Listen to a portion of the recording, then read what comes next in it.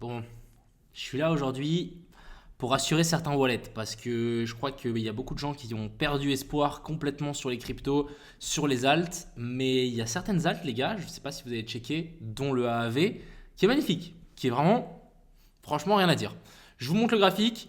Ici, on a eu du coup un pump en 2020 où on est venu faire un premier pump. J'ai appelé ça un test pump parce qu'on vient tester un peu la puissance du coin. Ensuite, petite correction de quelques semaines.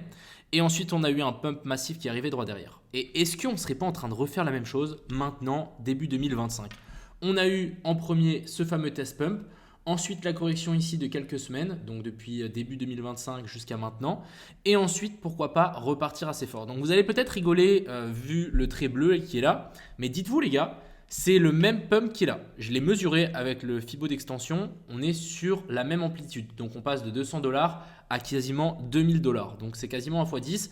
Et je pense que c'est quelque chose qui peut largement arriver si on a cette dominance du BTC qui commence à chuter. Et si le Bitcoin nous fait un top et que les gens se disent ah mais vas-y le Bitcoin il est trop, je vends mes cryptos, je vends mes BTC et j'achète des alts, c'est quelque chose qui peut largement arriver. Ce qu'il faut vous dire c'est que la plupart des alts on est sur des niveaux quasi de bear market. Mais on a un BTC vers la zone des 90 000. Je ne sais pas si vous vous rendez compte, ça veut dire qu'il y a énormément d'argent dans le BTC. Donc ça veut dire que le moindre vente sur le Bitcoin peut nous faire envoler nos altcoins. Donc voilà, c'est ce que je voulais vous montrer aujourd'hui. Ça risque d'être intéressant à surveiller. Moi j'y crois. On verra. Il n'y a pas encore de confirmation, il faut en attendre. Mais ça peut être très intéressant.